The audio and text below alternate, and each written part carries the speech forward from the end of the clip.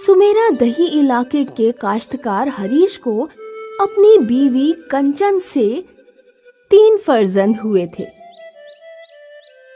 जब हरीश की उम्र बहुत ज्यादा हो गई तो उसने ज़रात में काम करना छोड़ दिया। अब तो मैं कमजोर होने लगा हूँ। अब तो मुझे कमजोर होने लगा हूँ। अब वक्त आ गया है, आपको काम का सारा बोझ 3 फर्जंद में तकसीम कर देना चाहिए। काश्तकारी की जिम्मेदारी किसे दूं? सबसे लायक फर्जंद कौन है? ये कैसे पता चलेगा? आप तीनों का इम्तिहान क्यों नहीं लेते? दूसरी शहर हरीश ने अपने 3 फर्जंद कमलेश, महेश और जिनेश को बुलाया।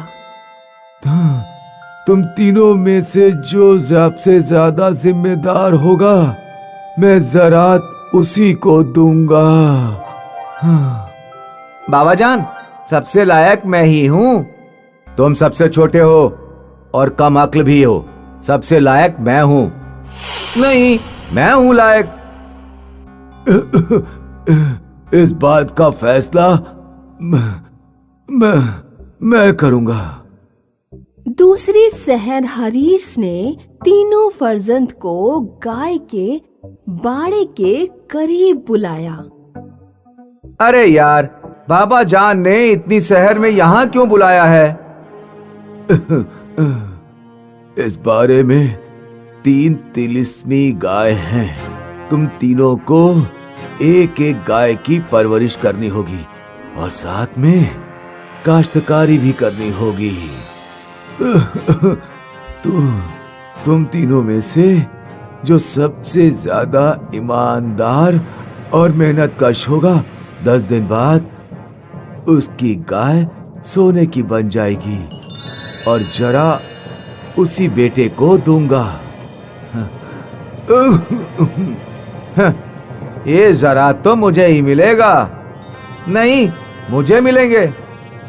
हरीश ने 3 फर्जंदों को 10 दिन की मोहलत दे दी। 3 फर्जंद अपनी अपनी गाय लेकर चले गए। उन्हें दिन भर काश्तकारी भी तो करनी थी और गाय का ख्याल भी रखना था। शुरुआत में तो तीनों अपनी गाय का ख्याल रखते हैं, मगर 2 दिन बाद ही महेश और कमलेश गाय की खातिरदारी से चिढ़ने लगते हैं। अरे कितना चारा खाएगी तू? मैं तेरा ख्याल रखूं या इनका ज़रात का? सबसे बड़ा बेटा कमलेश ज़रात में मेहनत करने के बजाय सिर्फ गाय के पास बैठा रहता। ले, तेरा खाना, तुझे और खाना दूंगा। बस तू सोने की गाय बन जा। लेकिन तीसरा फर्जंद जिनेश ईमानदारी से गाय की परवरिश भी करता और रोज ज़रात में काश्तकारी भी करता था। इस तरह से 10 दिन भी मुकम्मल हो गए। अब तीनों फर्जंदों की अपने वालिद से मिलने की चाह थी। हे भगवान, मेरी गाय तो सोने की बनी ही नहीं। कहीं बाबा जान जरा दूसरे भाइयों को ना दे दे। एक काम करता हूँ, इस गाय पर सुनहरा रंग चढ़ा देता हूँ। अरे अरे अरे, रुक रुक रुक रुक रुक, कहाँ भाग रही है? रुक जा रुक जा रुक जा, कमलेश रुक जा। कमलेश की तरह डरकर महेश ने भी अपनी गाय के ऊपर सुनहरा रंग चढ़ा दिया। अरे सींग क्यों मार रही है? रुक रुक रुक रुक, अभी अभी अभी तेरी पूंछ पकड़ता हूँ। कमलेश और महेश अपनी अपनी गाय लेकर हरीश के पास गए। कमलेश और महेश की सुनहरी गाय देखकर हरीश हैरान ज़दा हो गया। तभी जिनेश भी वहाँ आ जाता है, लेकिन उसकी गाय तो पहले की ही तरह सफेद है। मुझे माफ कर दीजिए बाबा जान। मैं आपके हुक्म के मुताबिक आपके फैसले पर सच्चा साबित नहीं हुआ। ये कुछ पैसे हैं जो मैंने गाय का दूध फरोख्त करके कमाए हैं। आप ज़रात को बड़े भाइयों में तकसीम कर दीजिए। हरीश को अब अपना फैसला करना था। बहुत तफद्दुक करने के बाद उसने फैसला किया।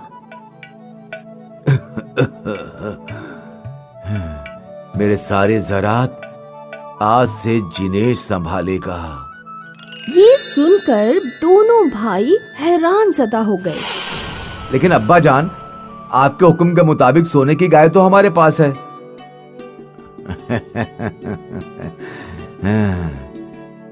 ये कोई तिलिस्मी गाय नहीं है और ना ही एक सोने की बन सकती है। ये तो मैंने सिर्फ तुम्हारे इम्तिहान लेने के लिए कहा था। तुम दोनों ने अपने मुफाद के लिए मासूम गाय पर ऐसा गंदा रंग चढ़ाया, उसे परेशान कर डाला। तुम दोनों भाइयों की यही सजा है कि तुम लोग गाय का बाड़ा संभालोगे।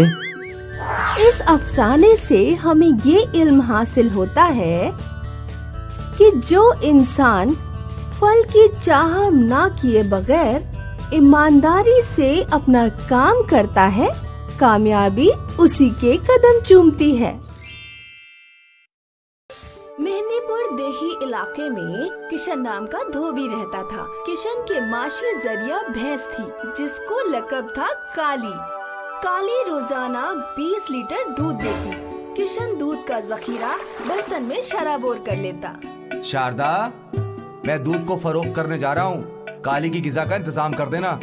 हाँ जी, जो हुक्म। किशन मोटरसाइकिल से आवाम के घर दूध दस्तयाब करने जाता था। किशन की बीवी काली के गोबर को बर्तन में जमा करती थी और उससे दीवार के दरीचे भरती थी। जो कंडे बच जाते थे तो शारदा उन्हें खाना पकाने में इस्तेमाल कर लेती। किशन और शारदा अपनी काली को बेइंतहा मोहब्बत करते थे क्योंकि वही उनके जीस्त की बैसाखी थी। वक्त बेवक्त अगर काली का दूध बच जाता तो वो दोनों उन्हें देहात के गुर्बत ज़दा लोगों में तकसीम कर देते। एक रोज किशन अपने आशियाने में स्मार्ट टीवी फरोख्त कर लाता है। देहात के किसी भी रईस ज़ादे के पास स्मार्ट टीवी नहीं था। किशन मिठाई लेकर अपने पड़ोसी भानु के घर तशरीफ ले जाता है। लीजिए भानु भाईजान, मिठाई नोश फरमाइए। जनाबे आला किस बात की है? दुआ के साए में स्मार्ट टीवी खरीदा है। Smart TV?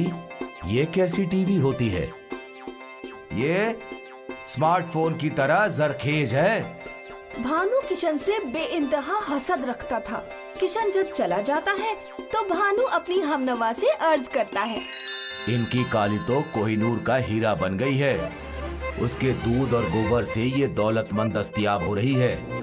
एक निकम्मी आलसी हमारी भैंस है, पूरे दिन में सिर्फ 2 लीटर दूध जरखेज करती है और आपके मानिंद गोबर होता है। और एहतरामन इन दोनों के दौलत खाने में कोई शय आती है, हमें मिठाई खिलाने जरूर आते हैं, खून जलाने के लिए। कैसा रहेगा अगर हम इनकी भैंस चुराकर अपने घर ले आए? क्यों पागलों की जैसी बातें कर रही हो? अरे तुम अहमक हो। भैंस को यहाँ ले आना, उस पर खाकी रंग तकमील कर देना और देहात के आवाम से कह देना कि बाजार से भैंस फरोख्त करके लाया हूँ। बात तो तुम्हारी 100 आने बरहक है। शब में किशन और शारदा सो जाते हैं तो भानु खामोशी से घर में दबे पांव आता है। वो काली के दाहिने में रस्सी बांध देता है। काली को अपने जेरे नजर घर में ले आता है। घर लाकर वो काली पर खाकी रंग तकमील कर देता है और सो जाता है। दूसरे दिन जब किशन और शारदा सोकर बेदार होते हैं तो वो देखते हैं कि काली गायब है। ऐ खुदा, मेरे अल्लाह, काली कहाँ चली गई? बेचारे किशन और शारदा अपने पड़ोसियों पर बिल्कुल भी शको शुबा नहीं करते और पूरे देहात में अपनी भैंस की शिनाख्त करते रहते हैं। पूरे देहात में जब काली नहीं मिलती तो बेचारे जंगल में बैठकर आंसू बहाते हैं। उस दिन दोनों भूखे रहते हैं। या मेरे भोला, मासूम काली किस मुसीबत में होगी?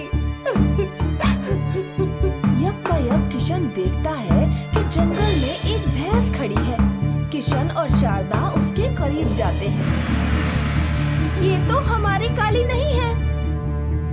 ये हमारी काली तो नहीं है, परवरदिगार ने शायद हमारा जरिए माश किया था है, वरना इस बियाबान में किसी को भैंस कैसे मिले दस्तयाब है। किशन और शारदा उस भैंस को अपने घर लाते हैं। दूसरे दिन शारदा जब सोकर बेदार होती है तो अपनी नई भैंस के कंडे बनाने लगती है। गोबर में से उसे एक सोने का टुकड़ा मिलता है।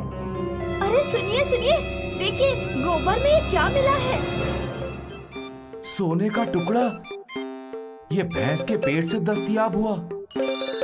फिर दूसरे दिन जब भैंस गोबर देती है, उसमें एक और सोने का टुकड़ा मिलता है। लगता है मेरे परवरदिगार ये गोबर के साथ रोज एक सोने का टुकड़ा भी देती है। किशन और शारदा गोबर में सोने के टुकड़े मिलने से बहुत जल्द दौलत से लबरेज होते हैं। वो एक आलीशान महल बनवा लेते हैं और कार भी दस्तयाब कर लेते हैं। उधर जब भी भानु दूध दूहने के लिए बैठता तो काली उसे जोर से लात मारती। भानु और उसकी बीवी काली की खूब डंडे से पिटाई करते और जबरन दूध दस्तयाब करते। कब बखत ने तो जीना हराम कर दिया है। वहाँ बड़े प्यार से दूध देती थी और यहाँ देने में इसे मौत आ रही है। किशन का तो ताजमहल बन गया और उन लोगों ने कार भी खरीद ली। अल्लाह ही जाने कि उनके पास इतनी दौलत कहाँ से आ रही है। भानु शब में दबे पांव किशन के घर में आंख लगाता है और खामोशी से किशन और उसकी बीवी की बातें सुन लेता है। आज हमारी कामयाबी इस भैंस की वजह से है। अलबत्ता ये रोज सोने का टुकड़ा अपने गोबर में ना देती तो हम कभी दौलतमंद नहीं बनते। अच्छा, लगता है इनकी भैंस के पेट में बेइंतहा सोने के टुकड़े हैं। किशन और किशन की बीवी जब सो जाते हैं तो भानु रात में दबे पांव उनके घर आता है और उनकी नई भैंस खोलकर अपने घर ले आता है।